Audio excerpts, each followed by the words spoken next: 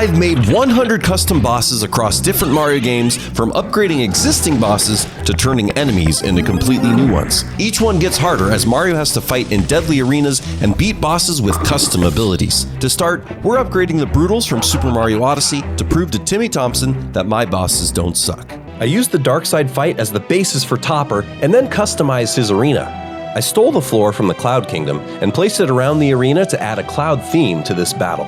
I also tried to cover the ground with this cloudy fog that Mario can run through or throw Cappy through to see a bit better, but ended up making everything way too hard to see. After adjusting the fog to the perfect height and adding in these circular laser launchers, I was ready to try it out. Fighting Topper actually turned out to be way harder than I first thought. Every time Mario throws Cappy out, he might activate these laser discs, which continue to trigger for the entire fight.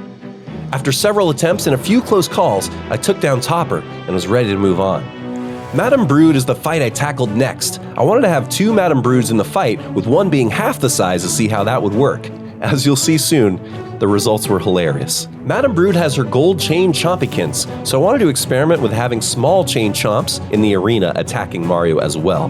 When I fought the twin bosses, the game glitched out and a larger Madame Brood got stuck like this. Even after beating the small Madame Brood, we got this glorious shot of the glitch during the cutscene. I knew Timmy Thompson would make fun of me if I left the fight like this, so I decided to fix it up. I got rid of the second Madame Brood and doubled down on the little chomplets. I put them all around the perimeter of the arena and went into the fight. This battle was tough because Mario needs to avoid the chomplets behind him while working to capture chompykins. When Mario captures the gold chain chomp, the chomplets can still attack him and actually break him out of the capture. Even running away from Madame Brood was tough because the arena has so many hazards I could bump into. This fight ended up being really fun and unique, and I was super excited to move on to the next one. I was feeling super confident now with two bosses under my belt and wanted to work on the Spewart fight next. I had an awesome idea to bring in quicksand from the desert world and add the desert ground around the arena for theming, but my game kept crashing. I got rid of the quicksand to hopefully fix the problem, brought in some cacti, laser rings, but the game crashed continually.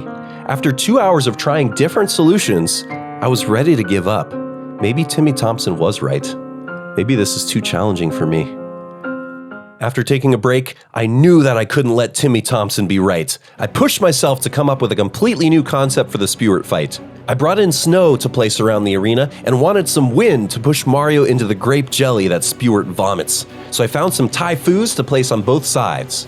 I had an idea to use breakable icicles as obstacles to make Spewart more unpredictable when he's in his poison hat form. The fight was challenging and less predictable, which made it so much more fun. Take that, Timmy. It's time for the Rango fight.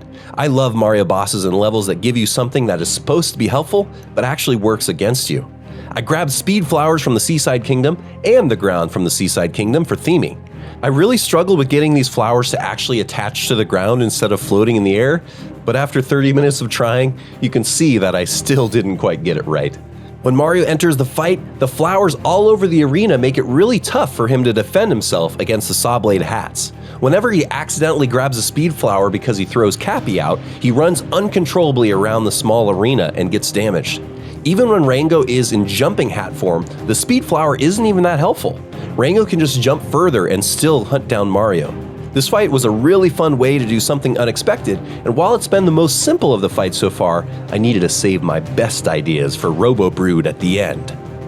Harriet has bombs that leave fire spots on the ground in her fight, so I wanted to build on top of that idea. I took the lava floor from the Luncheon Kingdom and found some lava geysers that move up and down and put those into the arena. This synergy was really fun because Mario needs to avoid the giant lava geysers, but because they move up and down, he can jump over them if he times it right.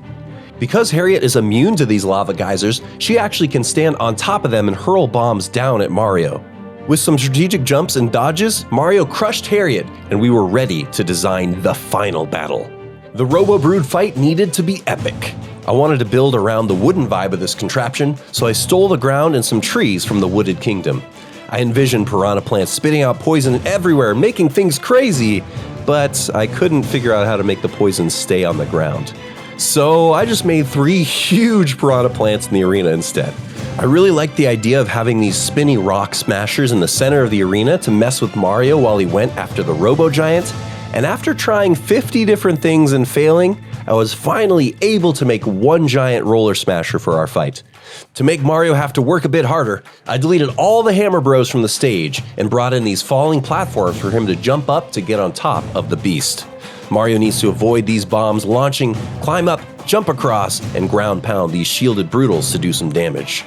Mario calculated his ground pound position to defeat not only this Robo Brood, but also defeating the true final boss, Timmy Thompson. This boss is surrounded by a sea of poison, and this fight has 3 Bowsers. Today, we're making extremely tough custom Mario Odyssey bosses because my arch nemesis Timmy Thompson doesn't think we can do it. I decided to remake all the revenge fights from Peach's Kingdom as the basis for my custom bosses while building up to an epic Bowser fight at the end. To start, I chose Mollusk Launcher and pushed myself to make him look more evil. I learned how to edit his texture and changed his colors to look more menacing.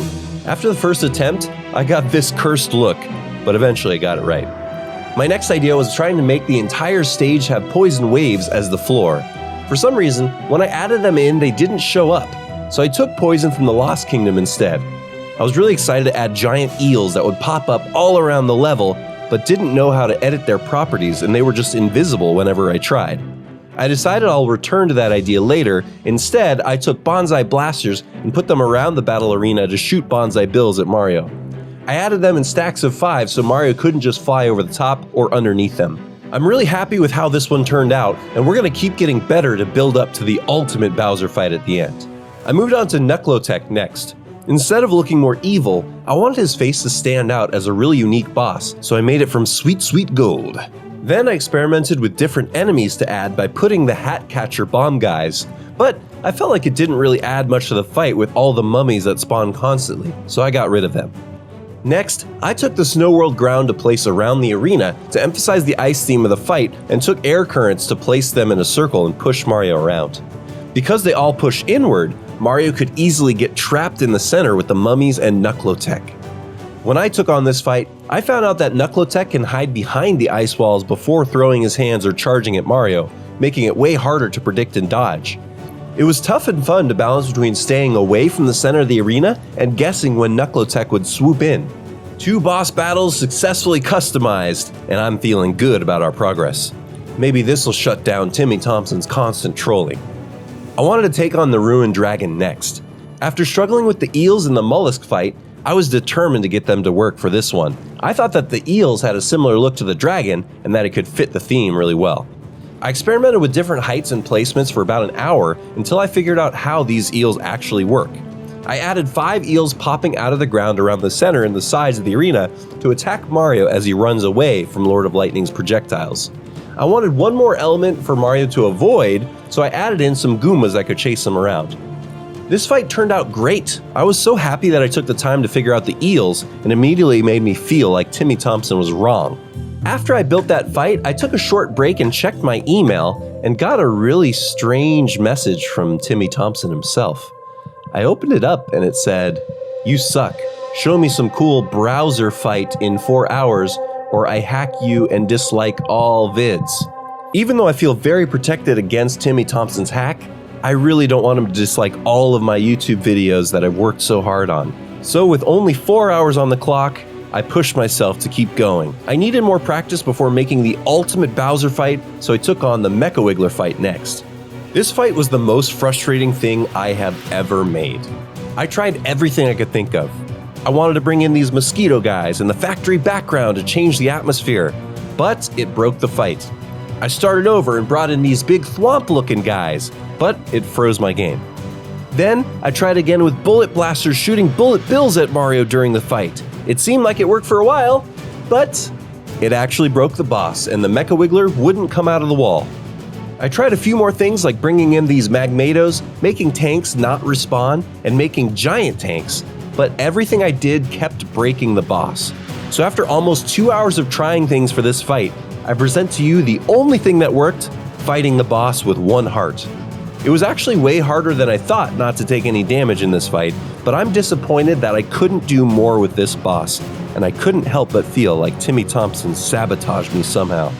You won this round, Timmy, but the war's not over. I only had 2 hours left to do 3 more fights, so I pushed myself to move forward and get it done. The Cookatiel fight was a really weird one to make. I started by changing the color on the boss to make him stand out against the pink lava. Before I show this next part, I do have to seriously warn any photosensitive viewers. Please skip ahead if you don't want to see any flashing lights. Okay, so I have no idea why this happened, but the background of this fight ended up looking like this. After trying to fix it for a while, I actually ended up just enjoying the crazy feel it added to the fight, so I left it in. I like those stone smashers in the lava that are already in the fight, but I felt like they were way too easy to dodge, so I extended all 3 of them to be way harder. I also made Cookatiel twice as big, which made everything way scarier in the fight. When I tackled this fight myself, it was surprisingly hard. If I wasn't careful about where I was going to land whenever I jumped, I would immediately be smashed by those rock circles. The boss being twice as big was a real problem too. Every time I climbed up the lava vomit, I kept falling through because even though it looks twice as big, the hitbox was still the same size as the original boss. It made it really hard to land on the exact spot to keep climbing. This boss took me the longest to beat so far, but it ended up being extremely satisfying once I did. The last revenge fight to conquer was Torque Drift. I thought about bringing in a small patch of poison into the center of the arena, but since I couldn't get it to work quickly and I had already used poison in the first fight, I thought up a new solution. To go with the Wooded Kingdom theme, I tried to use stumps as obstacles. Because Mario is in a capture form for this fight, he wouldn't be able to get rid of these stumps, so I put them all over the arena. Just for fun, I added mini Goombas and made them extra tiny, sprinkled them around to chase Mario and keep him moving at all times. I jumped into the battle and was pleasantly surprised. I needed to jump over laser beams and the stumps made it challenging to figure out where to jump and where to land. I even needed to get on top of these stumps in the center of the arena to do any damage to Torque Drift. The Goombas were a good challenge at the beginning, but once the laser discs got triggered, they all got wiped out immediately. This fight was a bit strange, but I liked that it was a creative and original way to use those stumps. I only had 30 minutes left to make the most epic Bowser fight out there. My idea was to make 3 smaller Bowsers to fight all at the same time, and it did not go according to plan. During the cutscene, the 2 extra Bowsers were attached to chains and had their punching hats over the top of them. When the fight actually started, the 2 extras were just glitched standing there, and extra Peaches were just dangling from the sky. I couldn't interact with them at all. I was hoping when I beat the main Bowser that the other 2 would wake up and fight me, but all I got was 3 Bowsers, 3 Peaches, and then the game moved forward to the next area. Unfortunately, I only had 11 minutes left to redesign this fight. I went back to the drawing board, got rid of the 2 extra Bowsers, and brought in Quicksand from the Sand Kingdom. Now, last time I tried using the Quicksand, it crashed my game, but I was very hopeful this time it would work. I added cacti all around for Mario to avoid while fighting. Now, for the most nerve-wracking moment, I started the fight. If anything crashed the game or broke at this point, I wouldn't have any time left to fix it before our time was up. The fight was really difficult. The quicksand made Mario slow in getting to Bowser, so he would just jump away most of the time. If Mario was too slow and didn't jump enough, he died in the quicksand. The cacti made me have to strategize my pathway to avoid damage and get to Bowser quick. After minutes of sweating and coming down to the final few seconds, I defeated Bowser and was safe from Timmy Thompson's dislike attack. This boss has super jumps, and this boss has 3 heads that spit poison. Today, we're turning regular Mario Odyssey enemies into custom bosses. The Goomba may be the most iconic enemy in the Mario universe, but fighting one can be pretty bland. Well, not anymore. Say hello to Goomboss. He's dark gray, has evil eyes, and war paint down the center of his face. His sharp spikes coming out of his head and back make him a force to be reckoned with. Regular Goombas can easily be stomped, but if Mario tries to stomp on Goomboss, he gets spiked and takes damage.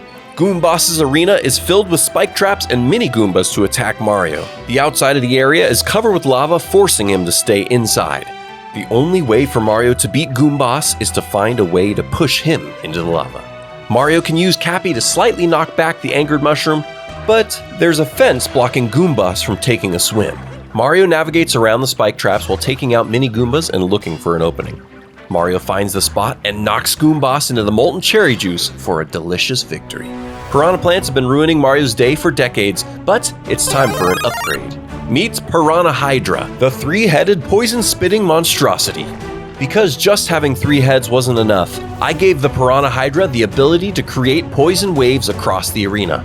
If Mario takes too long, the poison waves get so high that he cannot escape and he dies on contact. The Hydra's battlefield is shaped like a donut with deadly grape jelly underneath the fog.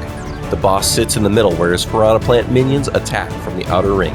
Mario doesn't have Cappy for this fight, so he has to come up with a new way to defeat his foe. He picks up a kicking stone and carefully avoids the other Piranha Plants and the poison waves. If he does not jump carefully, he can fall right into the abyss. Even when he makes it, Mario will need to throw his stone carefully or it will simply break. If he can get the Hydra Piranha to swallow the magical stone that makes all 3 heads stop spitting poison, he can swiftly kick them to defeat this boss for good. Mario comes up against the Inferno Bro next. Instead of a normal Fire Bro, the Inferno Bro has skin that is made of flames. He has improved accuracy with his fireballs and snipes Mario from far, far away. In his arena, everything is made of ice, and Inferno Bro jumps between 2 tall ice platforms. He has a shield made of fire that surrounds his position. When Mario attacks the fire with Cappy, the flames disappear for just a second, but always come back. Inferno Bro cannot be captured or defeated with a jump, so Mario will have to find a new way. In exploring the arena, Mario finds breakable ice crystals and shatters them with Cappy. After he destroys a few, he finds a hidden pathway down to a secret Gushen. Mario needs to use the Gushen's water abilities to climb all the way up to the Inferno Bro. If he doesn't use his water sparingly, he'll run out and the Gushen will be completely useless. Mario finally climbs up to the top and sprays the Inferno Bro to extinguish the boss. After defeating Inferno Bro, Mario is granted Flood from Super Mario Sunshine as a reward. He uses it for his next encounter. He enters the zone and sees a wildfire bubble. This green lava bubble boss has long arms and can somehow swim through the ground as well as the lava. I just wonder what other powers he has. Mario readies his Flood rocket nozzle, which allows him to jump up really high using part of the water in the water meter. Mario moves upward and lava everywhere starts to rise ridiculously fast. If Mario doesn't use Flood perfectly, the lava will catch up to him and destroy all chances he has to reach the top. Rock Smash cylinders also slow him down as one hit can stun him long enough to meet his doom. He needs to wait between water boosts to make sure that the water meter is full enough to reach the top, but waiting too long can be fatal. With a combination of a few cap dives and getting just a little bit burned, he makes it to the very top. Magmatos are there waiting for him to push him into the lava. Mario leads them to water, but it's no use. He needs to smack them with Cappy. Mario finally faces off against the wildfire bubble and captures him. He leaps into the Magmato remains and drops this boss into a pool of water to win. Fuzzies are cute but hideous creatures that typically just float around and occasionally bonk into Mario. These creatures made a machine to wreak havoc on the Mushroom Kingdom. Introducing the Fuzzy Turret. The Fuzzy Turret fires baby fuzzies at Mario to damage him and stun him. Regular fuzzies patrol the arena in erratic ways to support their quest for domination. Mario needs to dodge the blob and cautiously avoid falling into the pink sludge outside of the arena. Mario can't capture or hurt Fuzzy Turret normally, so he needs a new way to take him out. The arena has many breakable blocks that Mario can use as temporary shields while he thinks. The Fuzzy Turret can destroy each block with a single projectile, and Mario has to scurry to find new cover. After the blocks break, Mario is ready to give up when he notices a single flower that was hidden underneath the last one. He throws Cappy at it and flies upward. He spins down as fast as possible into the top of the turret to destroy the fuzzy machine. Spinies have always looked cool but are a bit basic in design. That's why I created the Undead Spiny. This giant dead Spiny summons hordes of zombies to do his bidding while using them as a shield for himself. These zombies appear in greater numbers and faster than Mario has ever seen, so he will need to dodge them with great speed. Undead Spiny's arena has ridges to prevent Mario from knocking him off. Mario discovers a trapped bird in a cage and wants to figure out how to free it. He explores and finds a way to move behind this blue block wall and flips a lever.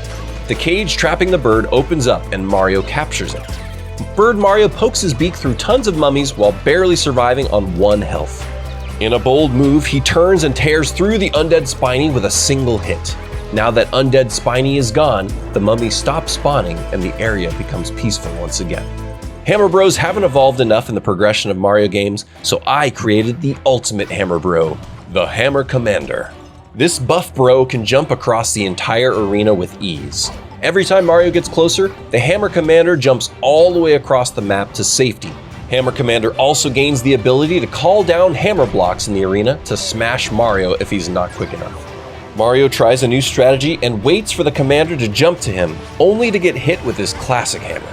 By the time Mario stands up, the Hammer Commander is long gone. Mario has to time his attack perfectly to stun the Hammer Commander and then kicks him into the great beyond. Chargin' Chuck is one of my all-time favorite enemies, so I'm thrilled to show you what I came up with, the Shadow Chuck. Mario enters the arena and everything seems calm. Shadow Chuck is in a cage, unable to attack. When Mario starts moving, Shadow Chuck summons shadow clones of Mario that follow his exact movement. Laser launchers attack with discs to hurt Mario, while Shadow Chuck and the clones are immune. Mario looks for a way to stop the clones and defeat Chuck while staying alive. Mario is able to taunt Shadow Chuck, enraging the boss and getting him to break out of his cage. Mario can't capture or defeat Chuck by himself, and the clones definitely won't help him here. He looks around the arena for anything that can assist him, and he finds a capturable statue.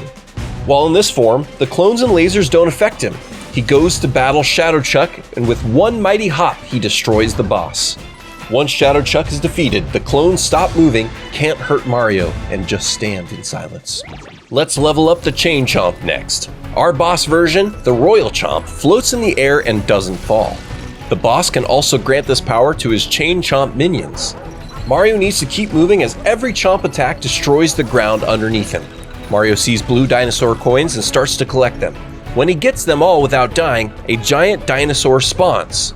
Mario captures the dinosaur and is granted the ability to walk on air and break through the remaining blocks. Dino Mario bonks the Chomp on the head and instantly wins the fight. This boss coats itself with lava, and this boss freezes Mario by looking at him. Today, Mario goes head-to-head against evolved enemy bosses. Mario enters the lair of the lava thwomps, but the ground immediately starts to fall beneath him. Any platform he steps on sinks into the lava, never to return. Normal thwomps in 3D World are cold and cuddly, but evolved thwomps cover themselves in piping hot lava. These thwomps have evolved a diagonal attack to slam Mario from new angles. Seems easy to avoid them, right? Nope.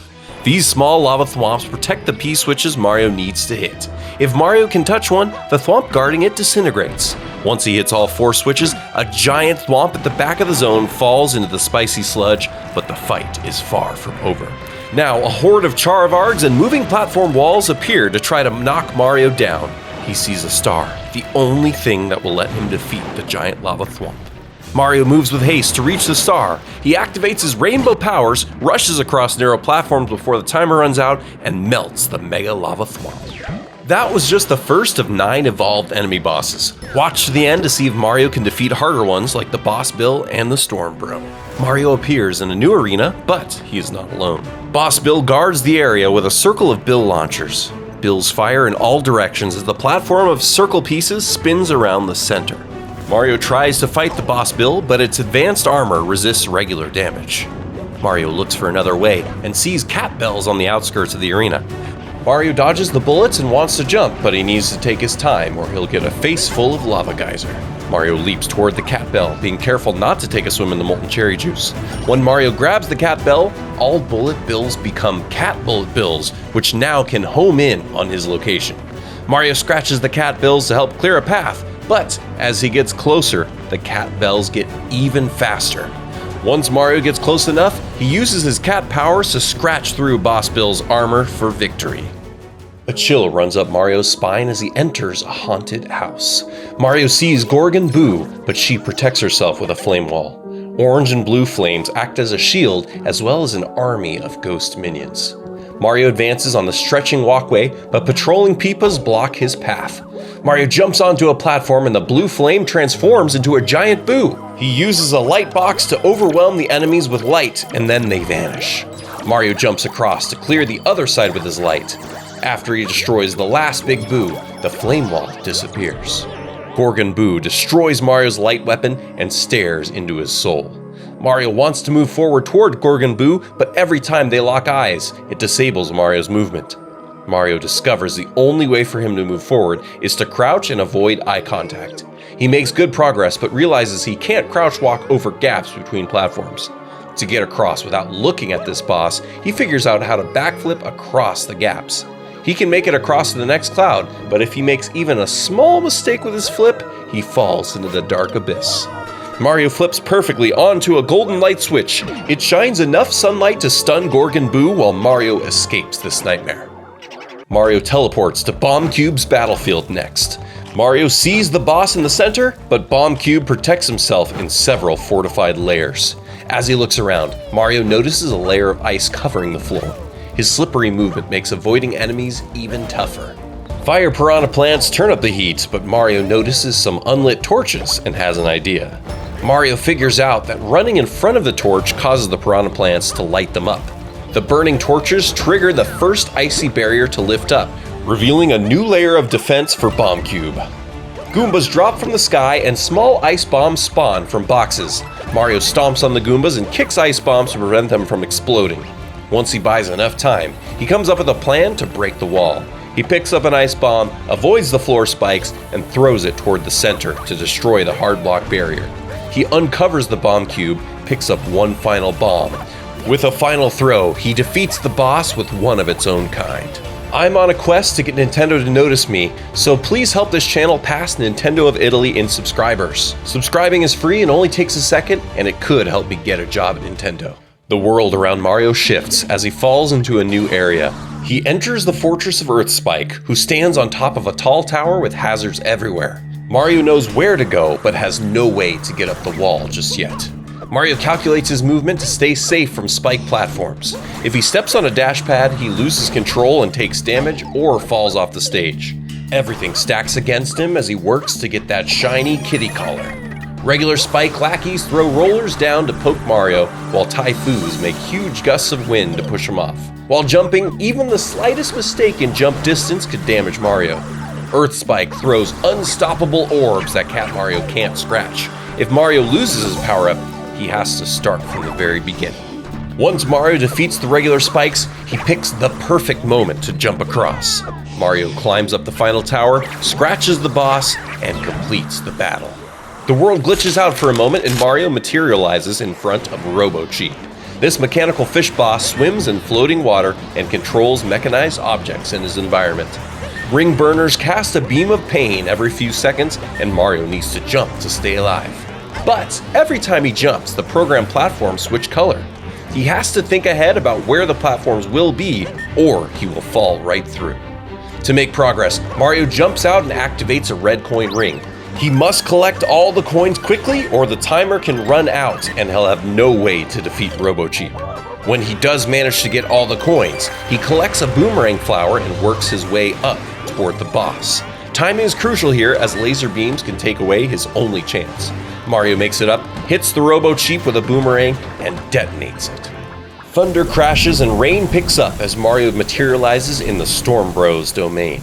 The Storm Bro hops from cloud to cloud while wreaking havoc using the elements. Storm Bro uses the power of wind to make many regular boomerangs float in place to damage Mario. The boomerangs he throws are imbued with electricity, and he launches 3 projectiles at a time instead of 1. Fizzlets form an electricity circle that moves from the center to the outside of the arena. Mario evades the shock and waits for an opening. When the Fizzlets have to recharge their storm power, Mario can stomp on them to make a path through. Once he defeats enough of these, Mario finds a way to climb up on a cloud before Storm Bro gets there. As the boss jumps across, Mario surprises him and stomps on his head for victory. Heavy rains caused by Storm Bro create Bloop Boss's battleground. Mario falls into a sky zone across from Bloop Boss, but has a big distance to travel. Bloop Boss controls minions to keep Mario away. Mario swaps between swimming in floating water blocks and jumping onto cloud platforms. Pain boxes shoot ink orbs that can destroy Mario. He can't stick around for too long on the platforms or he risks getting hit. Rammerhead sharks create spinning barriers that Mario swims around, but as Mario swims further, enemies appear in greater numbers. Platforms change from clouds to donut blocks that fall if Mario hesitates. Mario sneaks past the remaining minions and kicks Bloop Boss in the eye to vanquish him. Mario enters a dark lair of the dead. Captain Zombsqueak continually runs in place, surrounded by possessed enemies. Mario rides on a switchboard but sees no way to reach Zombsqueak. Spike cubes and peepas block the path, while Parabones fly in to attack and stop Mario. Mario finds a switch on a cloud and hits it to open up new pathways. The switch both activates a way to get closer to the boss and a route back toward where he came. Mario can now get closer, but he still has no way to do damage to Zomsqueak. He explores to the left and finds a fire flower on a cloud. Mario devours the spicy flower to gain flame abilities and carefully navigates back toward the boss. If Mario doesn't time his jump perfectly off the switchboard, he won't make it across and will fall for eternity. With one perfect jump, Mario makes it across and burns the Forsaken monsters. This boss uses the powers of the elements, and this fight uses giant laser discs. Today, we're making customized boss fights in Mario 3D World because the original fights are a snooze fest. I really love the concept of the King Cthulhu fight, but the actual gameplay is pretty boring. My first order of business was to give Cthulhu a fresh coat of green paint to match the enemies I intend to use. After experimenting with a few different ideas, I had an epiphany. Why not add spike enemies to the mix to throw cylinders of pain? I strategically placed the spike enemies at the edges of platforms, high enough so they couldn't be defeated, but close enough so that the needle rollers would land in the arena. This made the fight even more challenging as Mario had to dodge both King Cthulhu and the new inward rolling obstacles. Each time Cthulhu takes damage, he gets faster and 2 platforms fall, giving Mario less space to maneuver. Taking that into account, I placed the rollers on the platforms on the only 4 permanent ground areas to increase the danger. The rollers shatter when hitting each other, but they don't always break at the same spot or time. Strangely, if Cthulhu flops down while they're rolling, the rollers pause until he rises again, and then resume as if nothing happened. I tried to keep it fair by having the spikes throw the rollers at the same time and consistently enough for Mario to anticipate the hazards. Overall, the encounter feels balanced, but it's definitely much harder than the original fight due to the precise timing and dodging required. The boss brawler is a solid idea for a boss fight, but the original design was so easy that even Goombas were laughing at it. Why does he have 3 minions that Mario can use to defeat him? I nixed 2 of them and added a couple of boos instead. To up the ante even more, I tossed in some Typhoos to really blow the competition away. They're positioned just outside the arena to give Mario some serious wind resistance training. If he's not careful, those gusts can push him right into Boss Brawler's fiery embrace, or worse, they could send him on a one-way trip to the Lava Trail Express. I gave the Boss Brawler some white color to show his white-hot flame power and his newfound friendship with Boos and Typhoos. The lighter color helps him stand out against the darker background. At first, this battle felt like it may be too tough, but once Mario masters the rhythm, it's not that bad. Just wait for the wind to die down, grab your ammo, and go to town on that boss brawler. With a little luck, Mario might even make it out with his mustache intact. The creative design of the Prince Bully fight feels like wasted potential. To spice things up, I wanted to find something to temporarily cover up those clear pipes. First, I tried thwomps hoping they would block the pipes when smashing down, but when I booted up the game, they didn't even appear on the screen. Next, I tried giant brick blocks. They functioned the way that I wanted them to, but it felt like they took up way too much space in the arena. To solve this, I put those blocks on a diet so they still covered the pipes up without crowding the battleground. I added needle traps to the center of the arena to make sure that Mario couldn't just stand and watch the fight. I also added a bomb cannon above Prince Bully to shoot soccer ball bombs into the arena at Mario. These bombs can either help or hurt Mario, depending on how he chooses to use them. I made Prince Bully's armor a bronze copper color to show off his regal status and to match the blocks and needle traps. Overall, I'm thrilled with how this fight turned out. The needle traps were a difficult timing element to navigate around. The blocks ended up being great obstacles to make Mario plan to uncover each pipe or to carefully navigate the bully into the open ones. If Mario is big, he can break the blocks himself, which is a nice reward for not taking any damage. But if he's small, he'll have to use the soccer bombs to open the pipes, which adds another layer of challenge. But hey, that's life. Sometimes you're big, sometimes you're small, and sometimes you're getting hit by soccer bombs. Ah, the Boom Boom fight. I mean, sure, it's a classic, but if we're being honest, it's about as fun as watching paint dry. To make things more interesting, I decided to add ring burners. Now Mario will have a harder time than just pressing a single button to step on Boom Boom's empty skull. When trying to change his color blue, I accidentally made Boom Boom invisible during most of his attacks.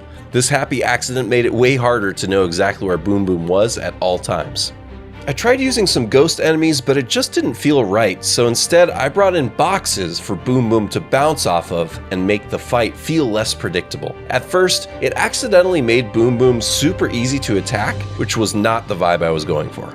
So I spread them out and deleted half of the boxes. Right when the fight starts, Mario takes damage from the ring burners, which is perfect to ensure that he can't take any more damage in the fight. The boxes became safe zones on the outskirts of the arena, forcing Mario to commit to attacking. And he can ground pound the boxes to destroy them, open up the arena, and make everything more visible. This is the first time I've ever felt any sort of challenge fighting against Boom Boom, and now I can never go back. Man, the design behind Pom Pom is cool! A boss that splits into several decoys with one true enemy? This would be so awesome if the execution was done better. My first idea was to introduce some spiked rollers that spin in a circle, but apparently I got a little bit carried away. Poor Mario never even had a chance. So I dialed it back to be more reasonable by having just one set of rollers that go around Pom Pom. To beef up the battleground, I added some hexagonal ground tiles and threw in some lava hexagons for some extra spice. I lifted them up to create different layers of height and then added some ice tiles to make it extra challenging to keep your footing while dodging ninja stars left and right. But wait, there's more. I also added some normal hexagons at a different height, hoping that Pom Pom's clones would spawn on top of these. Just like with Boom Boom, I changed Pom Pom's color and made it a dark purple. And as I hoped, she suddenly became invisible until she splits, making it way harder for Mario to score an easy hit. All in all, the new and improved Pom Pom Arena is pretty sweet. The new vertical element with the hexagons added a whole new layer of platforming challenges to an otherwise stale encounter. Sometimes the crafty little ninja would even hide in between or slightly inside the hexagons, forcing me to actually use my brain and figure out which one was the real deal. I never really liked the Histocrat fight. It feels like a lot of waiting around for something to happen, and that just never felt fun to me. So I decided to give the old Histocrat a little makeover. The original fight is too forgiving, so I felt compelled to make my version extra crazy. First, I added some cannon boxes at different heights to match where Mario might be standing on each plate snake. But that wasn't enough for me. I wanted something in the arena to really give Mario a run for his money. I liked the idea of Fuzzies patrolling the arena in a train to block Mario. I made sure to reconfigure the route so that it was predictable, but not a cakewalk. To add some more flavor, I dressed up the Queen Histocrat in black with a red cape to match the Fuzzies and Cannonball reinforcements. The fight definitely took some endurance to beat. Mario could turn a weakness into a strength by using the cannons or cannonballs to gain some height. And the Fuzzies worked well because they would hide behind the boss and then pop out when Mario would least expect it. Gaining the cap power-up was still super helpful for progress, but it was way trickier to keep it this time. I'm happy to say that this version of the fight felt way more satisfying and rewarding to beat. Oh, motley boss blob. 1 minute he's a harmless little jester, and the next he turns into the stuff for my nightmares. Naturally, I'm here to amplify that terror. I wanted to find a way to slow Mario down if he's careless, so I decided to bring in moving water blocks. I tried to add cammocks to add projectiles, so I placed them outside the arena, but unfortunately, that did not work, so I went back to the drawing board. Then, I had a stroke of genius. The fight was too easy if Mario just ran around the edges while Boss Blob's butt slammed away, so I thought, why not make the outside of the circle more deadly? Enter the conch doors, those menacing, beak-smashing flamingo things. They only trigger if Mario comes close, and they make the outer region of the battle arena a risky place to be. Plus, their color scheme matched Motley's jester form, so it was a match made in nightmare heaven. If you're feeling particularly thorough, you can destroy the conch doors for bonus points, or if you want to be speedy, you can just ignore them altogether. It's like a choose-your-own-adventure book Mario style. The water was actually really tough when trying to run away from the giant hopper. 1 millisecond of slowdown and he can catch Mario and smash him. All in all, the Motley Boss Blob fight is one that'll make you break out in a cold sweat, but hey, that's what makes it so darn fun. I saved Bowser for the very end because I knew I could make it epic. The car fight has different areas with unique challenges, and I wanted to take each area to the next level. In phase 1 of the fight, I wanted to bring the heat. I placed some fire piranha plants on the outsides of the track, making it very unlikely Mario would want to go attack them. I adjusted their position to make sure the fireballs would be right in line with Mario. Then I added these spiky orbs on the track as well as something for Mario to have to jump over. I varied the amount of orbs and their formations so it wouldn't be as easy to predict. Phase 2, I wanted Mario to get hammered. I placed Hammer Bros up high on hard blocks to throw hammers down and wing dry bones on the track. The Hammer Bros ensured that Mario would need to keep moving at all times and keep the pace of the encounter pretty quick. Dry bones slowly fly towards Mario and can be dodged if Mario can see them quick enough. As for Phase 3, it's time for pure destruction. I added cat bullet bills as homing missiles to follow Mario along the track. I brought back the icy floor pieces and placed them in different groupings and at different areas, hoping he would slip up. This fight was way harder than I anticipated, and I spent a lot longer than I want to admit fighting Bowser. I really liked the variety in this fight and the challenge to balance many elements at once. I didn't expect Bowser's soccer bombs to explode the spiky orbs, but it actually made it tougher to make sure the ball hit Bowser. Please subscribe so Nintendo will hire me. I'm Arrowstotle, and thanks for watching. Mario Wonder's almost a perfect game, but there's one huge problem. There are no cool bosses. It's literally just Bowser Jr. at the end of every world. So today, my friends and I took enemies from the game and made them into completely custom bosses with new designs, arenas, and abilities. Our first boss takes the cute and derpy Bull Rush, but evolves it into the menacing Dino Rush. This boss immediately charges at Mario, forcing him to run and jump perfectly to survive. Usually, Mario can ride on the Bull Rush, but Dino Rush has spikes to protect itself. Even throwing shells at Dino Rush does nothing to damage it. Mario instead needs to get the boss to break through enough blocks and crates until it slams into a hard block and gets stunned. Now Mario can safely get on its back and must ground pound to do damage. Dino Rush isn't defeated though. He launches Mario off and charges again. Now the boss moves faster while the blocks and boxes are harder to climb. If Mario makes a single mistake, he can't attack fast enough and he loses the fight. Mario somehow gets a second ground pound in, but Dino Rush's final phase is brutal. Mario needs to speedrun through while gaining a lot of height to stay ahead. He jumps and spins his way to the top, waiting for the boss to slam itself into a stun, and then Mario ground pounds its back for the last time to defeat it. A treasure chest appears, and Mario gets a sweet, sweet Wonder Seed. By the way, Adam Zero placed 3 boss coins in each fight as a bonus challenge for Mario. For the first phase, Mario needs to throw a shell strategically in this spot for the first coin, then in the second phase, a shell into this spot for coin 2, and the third phase, this shell into this spot. From now on, see if you can guess where the bonus coins are and how Mario can get them. Lava bubbles usually just hop up and down in the molten cherry juice, but this boss has evolved into a lava bubble serpent. This creature can survive in the air and floats in the air while dropping burning hot heads onto Mario's not as hot head. To damage the boss, Mario can use these water turtles by throwing their wet shells up at the right time. If he does, the serpent loses 1 lava bubble from its body. The more times he hits the boss, the smaller Mario's target gets, but even worse, as Mario damages the beast, the lava snake moves faster and drops enemies faster. Mario rushes to jump over the hotheads, but if he chooses the wrong moment, he gets cooked from above by the lava serpent. If he can aim his shells well and keep a cool head long enough, he can make the lava serpent evaporate into the sky and win the fight. Did you figure out how to get the bonus coins in this one? 1 coin is awarded if he doesn't take this mushroom, and the other 2 coins are awarded per water turtle he keeps alive. Mario enters the next arena to find an evolved Dry Bones boss named Lava Bones.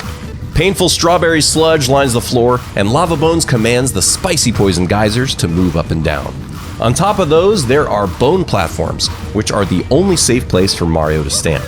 If that wasn't enough, Lava Bones also shoots out deadly bandana projectiles that follow and eventually chomp Mario.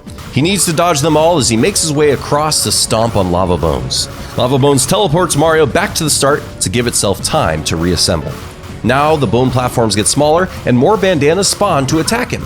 The longer Mario takes to attack the Lava Bones, the harder this fight becomes. Mario manages to dodge the horde of chompers and get a second hit, but he's transported back to the beginning again. Now all the bone platforms are half the size. Time is running out for Mario. The only chance he has is to bait the chompdanas far away from the boss before he makes his final move. Mario uses the best jukes of his life to survive, get all the way across, and stomp the boss for the last time. He opens his well-earned treasure chest to complete the battle. How many bonus coins did you find?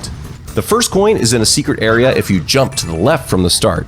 You can grab the second one in the center when this geyser drops down, and after the boss is defeated, you can grab this coin on the right side. Mario infiltrates the Needle Orb's nest by becoming a spiky ball himself. In this fight, Bowling Ball Mario can't attack Needle Orb, but needs to dodge Spike Trap projectiles. Once Needle Orb drops its shields and spits fire in all directions, Mario can wait for the recharge moment to strike. Phase 2 begins and new walls of spikes appear on each side, making this arena feel smaller. Needle Orb uses new attacks, walls of spikes coming up from the floor. Mario needs to follow the indicators and get out of the damage zones to survive. Mario strikes again, causing the monster to move into Phase 3. Now the boss has gotten smarter to keep his shields up at all times. Moving platforms appear that Bowling Mario needs to balance on while he smashes through these magic rocks, the source of Needle Orb's power. There's no room for error now. Spikes and fire are everywhere as Mario attempts to stay in control. He jumps carefully, dodging all projectiles until he smashes all of the rocks, dropping the shield. With one final slap, Bowling Ball Mario defeats Needle Orb and collects his prize. Did you find the coins? The first bonus coin is on the third spike. You grab these 2 Wonder Buds on the final phase for the second coin, and you can get this one with a risky jump on the final phase. Mario gets a chill and starts to sweat in the chamber of the Frost Flame Fiend. This out-of-my-way boss wants to test Mario's worth by kicking blocks of ice and lava. The Frost Flame Fiend's sidekick named Freeze Face drops ice traps to slow Mario's movement. As Mario dodges, each wave of blocks becomes more deadly. The blocks move faster, and he needs to move in between some of them to stay alive. Now blocks are getting even taller, causing Mario to wall jump up so he can stay on screen. Ice traps really mess with Mario's timing as he struggles to keep up the speed. Mario conquers everything thrown at him, and the Frost Flame Fiend deems him worthy. He earns a treasure chest with a Wonder Seed inside. Bonus coin time! The first one is on top of this block in the first wave. Second one is obtained by getting all 3 of these falling Wonder Buds from Freeze Face, and the third one is extra sneaky. If Mario dodges the first chest at the end, a coin and the second chest will appear. Suddenly, the world gets dark. Mario grabs a torch to light his path as he looks for the next challenge. He sees markings made of stone all over the walls as he moves forward, but pays no attention to what they could mean. As he enters a small gap filled with water, his torch goes out and he sees a key. Right when he grabs it, a wall of spikes come towards him and a small hallway opens, revealing that that key was actually Munch Slab, the Stone Muncher boss. Munch Slab follows Mario's every movement while constantly biting at the red Luigi. If Mario's too slow or does not make jumps correctly, he'll be crushed by Munch Slab's tremendous weight. Hordes of Muncher minions cover the ground as Mario runs for his life. His only hope is to find giant POW blocks and use them to clear a path forward while dodging the boss. He'll have to jump precisely and find the perfect moment to activate the POW blocks if he has any hope. He throws a POW to open a pit and falls for what feels like forever. The dark maze gets even more intense as Mario has to dodge minions, make quick jumps, and find his footing. Mario's about to give up when he sees a final, even bigger POW block and rushes down to hit it. When he does, Munch Slab transforms back into a regular key that Mario can use to open a giant treasure chest for victory. The first bonus coin was hidden even before he gets into the boss fight. He's got to use his torch to find it. The second coin is right after Mario starts to get chased, and the last coin is at the fourth POW block, and that POW block will make the big coin fall. A storm is brewing in the Cloud Commander hideout. These evolved Lakitu bosses work together to summon a Lakitu army. Spinies drop from the sky and start to fill the ground with spiky pain, but Mario sees a cloud. He rides in the Lakitu cloud upward while dodging falling enemies and jumps into the Cloud Commander's perch. Each time he defeats one, more Lakitus spawn and litter the ground with more Spinies. Lakitus start overlapping with each other, making each throw add more than 10 Spinies at a time. There's almost no space left for Mario to safely stand as he fights his way back to the clouds. But then he sees it, the final cloud he needs to take down the last Cloud Commander. Mario carefully jumps in, dodges, and kicks the last commander. A star appears along with a chest, and now Mario can clear out every enemy while eating the tasty Wonder Seed. So where were those bonus coins? If Mario grabs both small purple coins, he can get the first big coin. If he doesn't collect any of these floating mushrooms, he can get that second coin, and if he doesn't kill any regular Lakitus, he can get the third coin. Mario drops into the next arena only to be swallowed by the Trapdoor Terror. This entire encounter takes place inside this evil door boss. Mario has to hunt for delicious power-ups to keep himself alive while running through the spike maze that is inside Trapdoor Terror's belly. He figures out that there are 5 flower tokens that have been swallowed, and he can use those to break free. The difficult part is, one single mistake causes him to be devoured by the door and he loses the fight. As Mario explores, he finds a Wonder Bud that opens his path forward. As the trapdoor terror realizes his insides are being destroyed, he starts to panic and shake to stress Mario out. Mario presses on, moving a pipe to collect the final flower tokens, which spawn stars and a way out.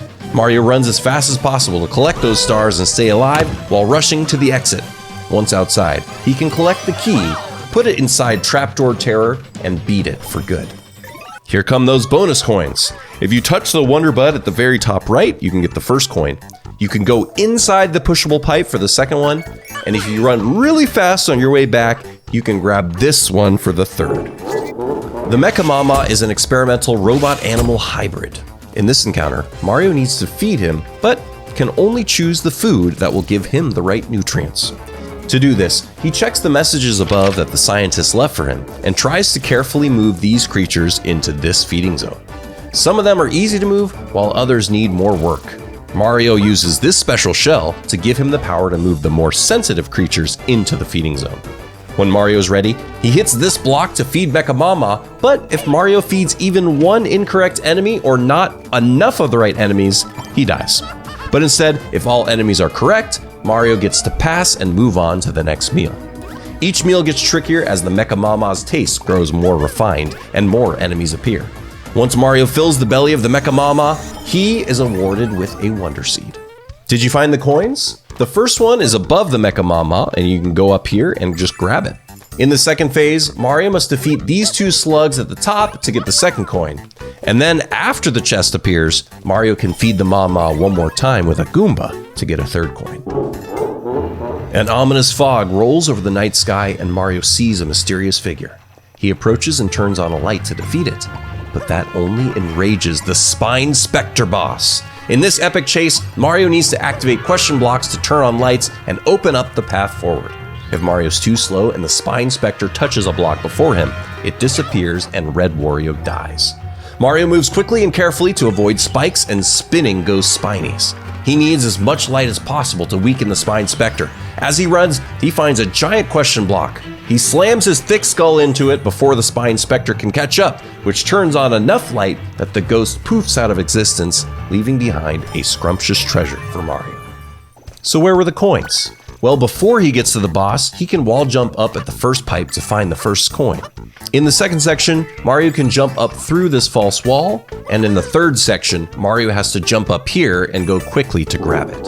This boss has a protective shield, and this fight has homing bullet bills. Today, I will show you some truly shocking boss battles that will leave you speechless. Mario is called back to a familiar level with a new twist. Cat Mario finds a new pathway in the sky filled with blinking blocks. For some reason, the boss here took away his jumping ability.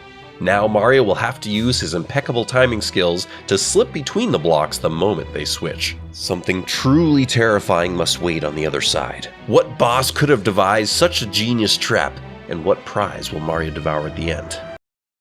Well, this seems to be taking a bit longer than expected, so we're going to come back and see how he's doing later. Blue Toad wants to practice his fighting skills and enters Prince Bully's arena. When he enters, he sees that the entire battlefield is littered with hard blocks. Prince Bully even upgraded his armor to be impenetrable with fortified black steel and enhanced green vision. Blue Mario devises a strategy and watches carefully. Prince Bully pretends to be stuck and can strike at any moment to catch this Mushroom Man off guard. Blue Toad cautiously approaches and slams Prince Bully into a pipe so hard that he disappears never to be seen again. Boss Boulder's ready to turn up the heat against Luigi. No pesky minions will get in his way this time. Luigi will have to figure out a new way to damage the hot orb. Boss Boulder has also gained the ability to float without rolling and just sense where Luigi is at all times without opening his eyes. Just when Luigi's about to give up, he desperately tries to bounce on the Boss Boulder. Somehow, Luigi stuns him and can even pick him up. Luigi grabs the boss and drops him into the molten cherry juice to finish this epic battle. Peach joins the fight and faces off against Boom Boom in his enhanced arena. When she enters, she finds a tank in the middle of the arena as a barrier for the boss to hide behind. He even became half the size to be able to move quicker and be harder to see. Peach has to move swiftly to avoid his wild shell attacks. Boom Boom's invisibility makes this fight almost impossible. She has no way to figure out where he is or when he's going to be vulnerable. Peach's only way to damage him is to use hundreds and hundreds of fireballs and hope that they'll be effective. After what feels like hours of launching, Peach finally takes down Boom Boom for good. Pom Pom figures out that her fellow bosses are being defeated and wants revenge. She lures Rosalina to her battlefield. She instantly tricks Rosalina into grabbing a mega mushroom to make her big and slow so Pom Pom can move swiftly around the arena. Pom Pom's clones pose a huge threat to Giant Rosalina, so she carefully avoids them. Pom Pom's attacks can also one-shot Rosalina, so she must use skillful movement to stay alive. Somehow, in the end, Rosalina masters her strategy and stomps Tiny Pom Pom. Time to check back in on Mario. Looks like he's still powering through the Blinking Block Challenge. He's now trying a new approach, like scratching the blocks to make progress. He can feel that the end is near. He's got to stay mentally strong to make it through this trial and find who's responsible for this prison. The reward's gotta be worth it, right? Okay, well, seems like Mario needs a bit more time. We'll check in when he's almost there. Luigi goes to Queen Histocrat's lair next. This boss has created a protective shield in front to deter any enemies while she attacks from safety. Luigi dodges falling boulders and snake attacks. Histocrat's shield is impossible to penetrate, and Luigi can't even touch it. There's no way he's going to make it out of this one alive. Luigi continues to fight for his life and somehow gets lucky enough to bounce on the giant snake. After 3 bounces, he barely makes it through and defeats this boss. Motley Boss Blob had time to prepare for domination. Rosalina sees that his arena is way smaller than usual and slowly approaches. When the fight starts, it seems like nothing happens at first, but then the giant jumps down below the arena, devising an evil plan. Rosalina has no idea where the boss went or when he will return. She waits nervously, thinking about what she will do when he returns. She keeps waiting and looking for this elusive foe. Oh, I guess the fight's over. Peach moves on to King Cthunk's castle. He put a curse on her that makes her stay floating way longer than normal so he can attack her while she's in the air. Peach moves around the whole arena frantically, trying to avoid King Cthulk. When he smashes down, she floats over to try to attack him before it's too late. After so many close calls, Peach manages to dunk on Cthulk. It seems like Bowser has been mysteriously missing from the last fights, so Blue Toad goes to investigate. He goes to brawl with Bowser's muscle car. Bowser had enough time to place dozens of bullet bill launchers for defense, and it seems there's no way for this little blue fungus to defeat him. The bullets even home in on Blue Toad's position, and he has to work so hard to dodge every single one while thinking of a plan. Blue Toad uses his most potent weapon against the car, his intimidating stare. He intensifies his look and sees that Bowser is taking damage. Once he stares long enough, he's able to destroy the car and win this battle. Mario's finally getting to the end. Who's behind all of this? A tiny Bowser is T-posing to assert dominance against poor Cat Mario. Mario will need a huge amount of skill to defeat him without jumping. Mario powers up everything he has and destroys Mini Bowser with a single swipe. Now for his delicious reward.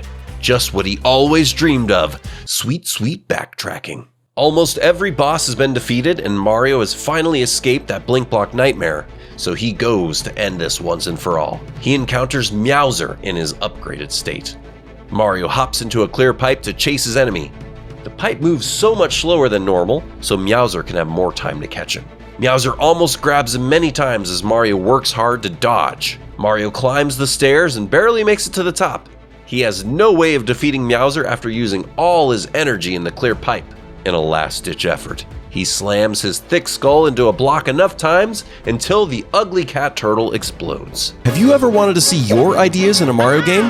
Today, I turn art sent by viewers into custom enemies using a fan-made game called Mario Singleverse. After each one, I'll give myself a score based on how my version turns out. So this is a public demo of a great fan-made project called Mario Multiverse. It's got this really cool feature where you can create your own custom enemies. Right here, I can create my own pixel art, and over here, I can change the properties of what the enemy can do.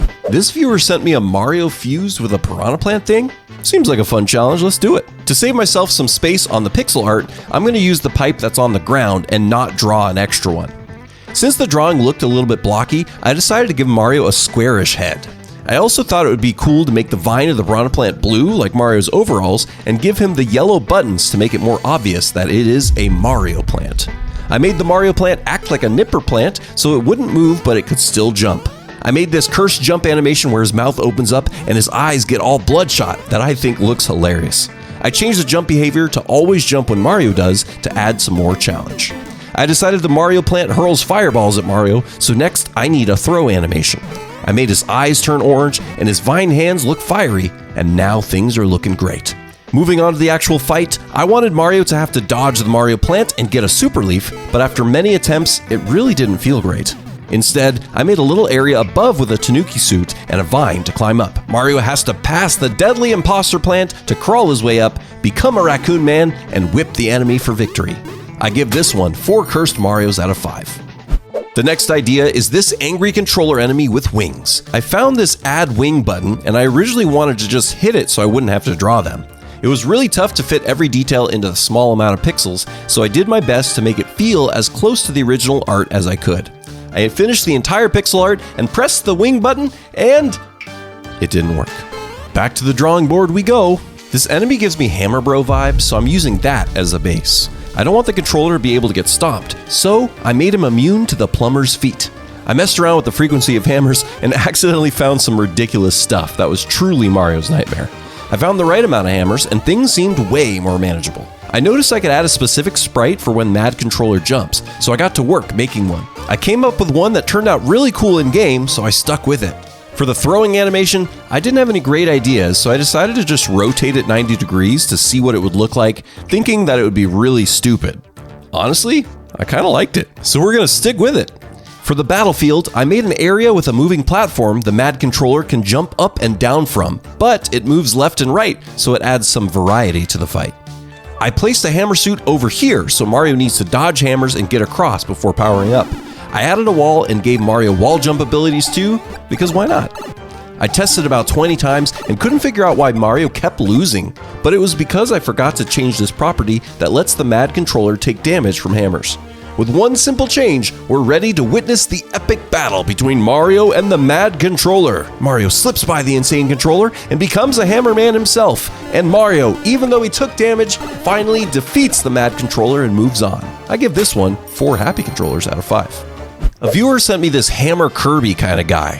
When making the pixel art, it was tough to make sure I left enough room for everything, so I started with those hammer arms first. I eventually came up with this round yellow guy and was ready to give it some moves. I wanted it to swing the hammers to hit Mario, but that seemed really hard to animate, so I looked for some settings to mess with instead. Since it's a ball enemy, I messed with the rolling settings and it was silly in the perfect way.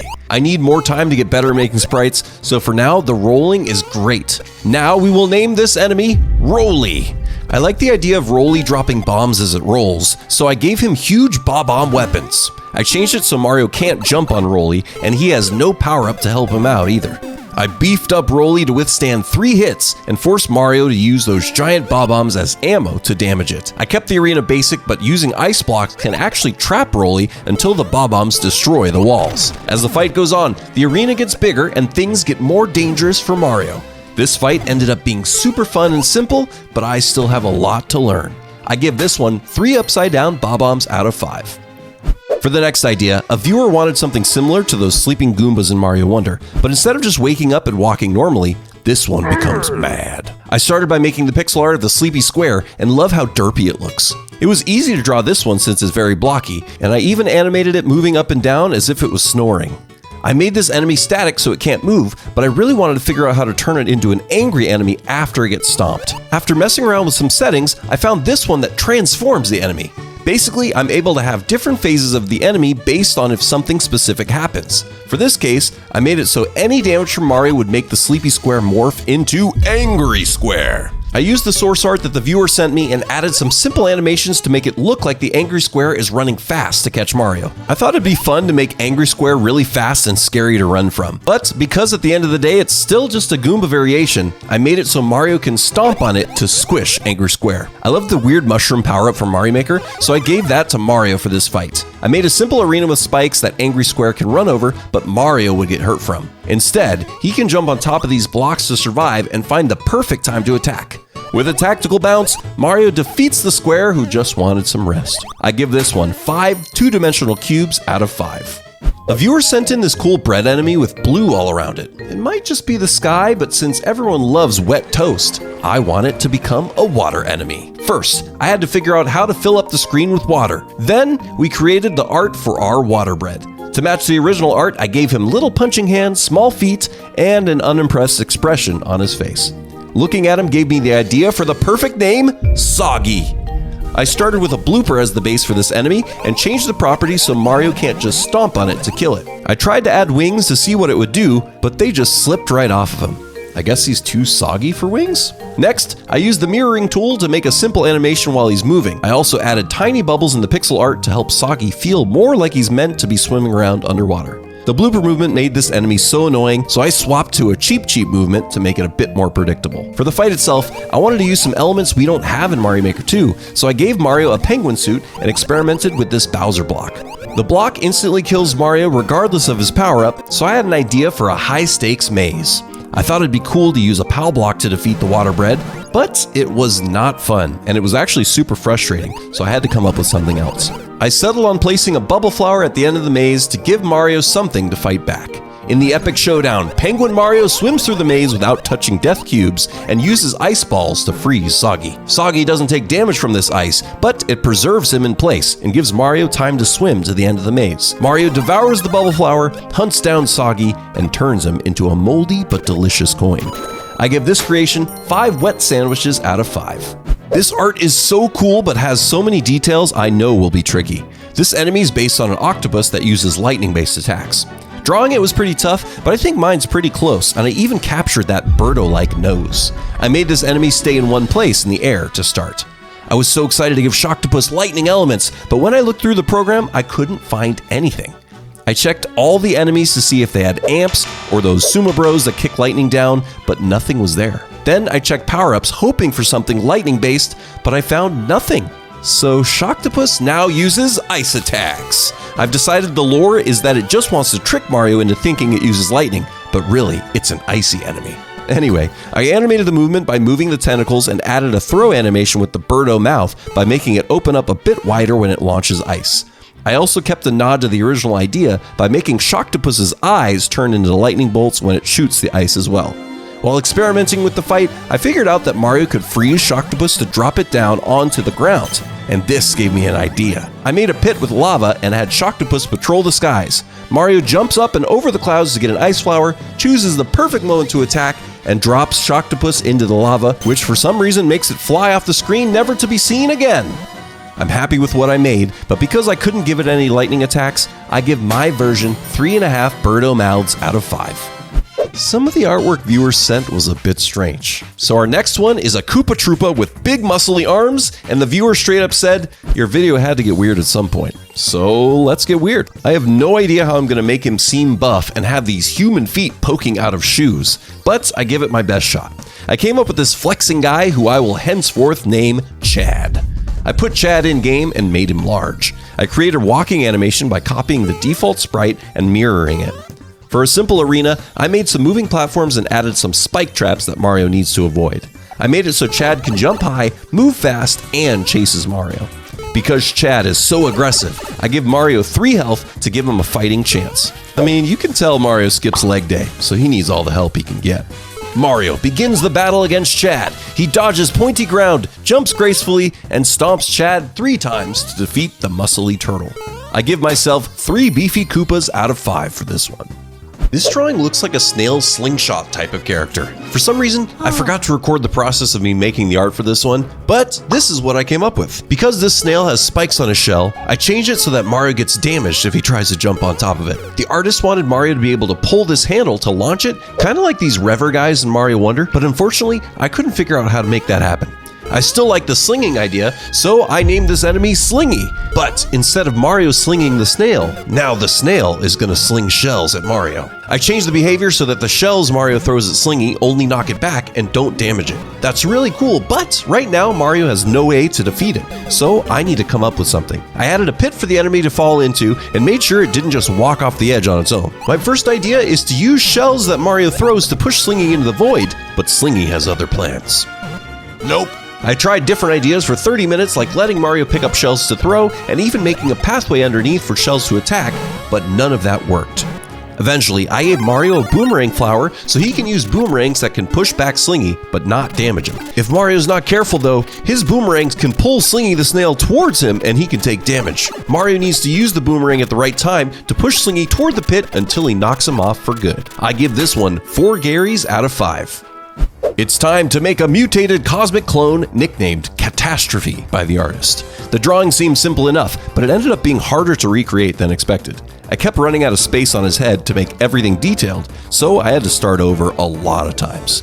I eventually got something that looked pretty cool and was ready to work on its abilities. Since clones in Mario Wonder can hover now, I wanted to give this one a flying ability. I had it follow the player's every move like a homing bullet bill. It works now, but needs additional sprites to bring it to life. I changed the eyes to red and added an X on its body, kind of as a warning to the player that this thing is not friendly. I beefed up the clone by making it big and giving it enough health to survive 4 hits. I increased the speed so it would keep up with Mario's every move. When I tested it, for some reason the clone didn't turn and face Mario. So next, I copied the 2 poses I made and mirrored them. Now the animation alternates between all 4 sprites, and I sped it up until I was happy with the overall flow.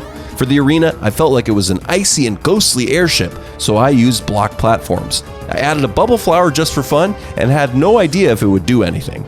I made Mario battle the Catastrophe clone, but the bubble flower was absolutely useless against it. Mario had to evade and bonk the big fella on the head 4 times to win. I give this one 3.5 useless bubbles out of 5. Our next drawing looks like a Goomba spider. I have no idea how I'm going to fit all those eyes in here. Gooba the Goomba spider is ready. On testing, it looks odd because it just slides across the screen. I made him a bit faster and then looked to make him more unique. I created a jump sprite and a walking sprite, but I ran out of space on the sides so they don't look as clean as I'd hoped. I made him bounce and jump up high as he goes across the screen towards Mario. Instead of a normal Goomba, I increased the health to make it so Mario needs to jump on Gooba twice to defeat it. I was excited to try different things for Gooba's arena, but when I tried to save my work, the application crashed and I lost everything. Instead of cutting this out of the video like most people would, I want us to take this moment to remember Gooba. Type in the comment section, RIP Gooba, lost but not forgotten. This one gets a measly 2.5 spider eyes out of 5. To see how I made custom abilities in Mario Wonder, click on the video on screen now. I'm Arrowstotle, and thanks for watching.